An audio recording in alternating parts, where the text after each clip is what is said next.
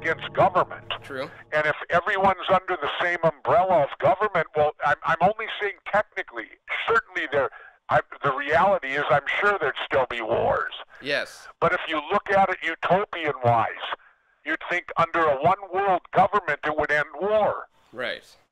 I think the war would shift more so on focusing on directly on the people, orchestrated through the world police. That seems to be the rate it's going. But how can we hack at the root of the problem? What to you is some of the things that need to be done today, the next few weeks, the next few months, few years, in order to make a change and bring the world, into the place it needs to go to? What? Well, I can't change the world. I can only have in the United States. Can I only have influence per se because I can vote?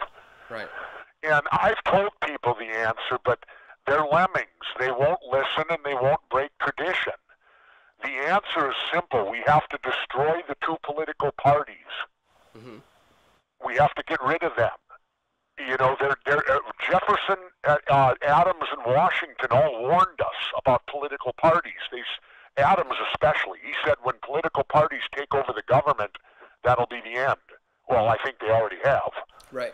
And then you got the corporations taking over them, which then makes it fascism by definition. Mm-hmm. And I get in trouble for saying that, Yes. I've come out and said the fascist states of America, but the truth is, with the Supreme Court decisions and things like that have gone on, they've now given corporations equal rights. They allow corporations to influence our elections and control them.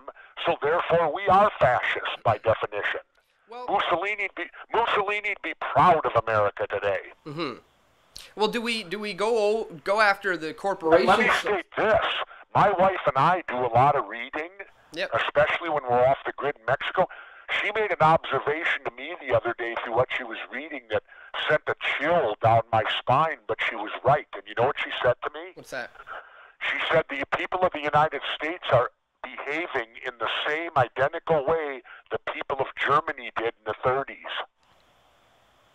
It's a fair analogy. No, and I sat for a moment and I thought, my God, you're right. Mm-hmm. We're using the Mexicans. We're blaming them for everything that goes wrong in our country, immigration. That's exactly what the Germans did. Right. The same thing. Mm-hmm. I wish people would read history. I really do. I wish people in this country would read because the quote is correct. If you don't study history, you're doomed to repeat it. That's the right. problem is we're repeating it in a decade now. Mm-hmm. Well, the founding fathers... Well, we've just elected the Republicans again. The Republicans, to my recollection, from 00 to 06, ruined our country. Mm-hmm. They put us in two wars. They destroyed the economy. They let the largest attack in U.S. history happen on their watch. Mm-hmm. And now we're going back to them?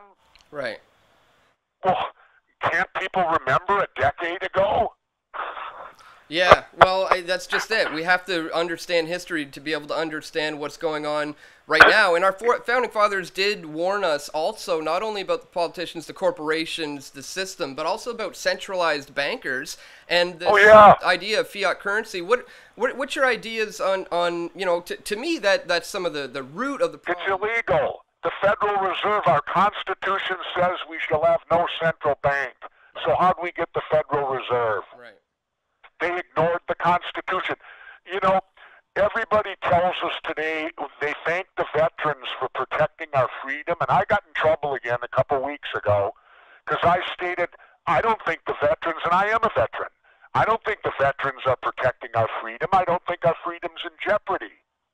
I think that the veterans are the strong arm of the corporate world, and much as they've been for 100 years, if you read Major General Smedley Butler's book, War is a Racket, the two-time Congressional Medal of Honor winner, he wrote it 100 years ago, War is a Racket, and he's correct, it is a racket.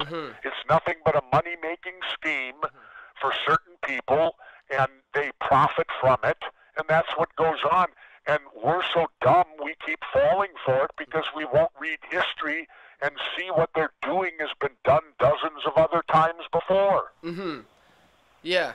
Yeah, well, the war on terrorism that continues is obviously trying to take over the Middle East right now. What are your thoughts on the foreign military interventions into the Middle East? Countries like Canada, U.S. trying to get into Syria and I think it's horrible. Let me have fun with it, if I may. Sure. Okay, America was discovered for the Anglo-Saxon European world in 1492 by Christopher Columbus, right? Right. Right? Yep. He discovered this new world for the Anglo-Saxon world of Europe. And what was his mission? Here's what his mission was. Columbus was sent off looking for an alternative way to India to avoid the Middle East. Now this is 700, almost 800 years ago. He wanted to avoid the Middle East. Now, science back then said that the world was flat. So Columbus was willing to fall off the earth rather than go through the Middle East. Now, what should that tell us about the Middle East? Nothing's changed. Right. Stay the hell out of there. Isolate the area, let them be unto themselves. Why are we there?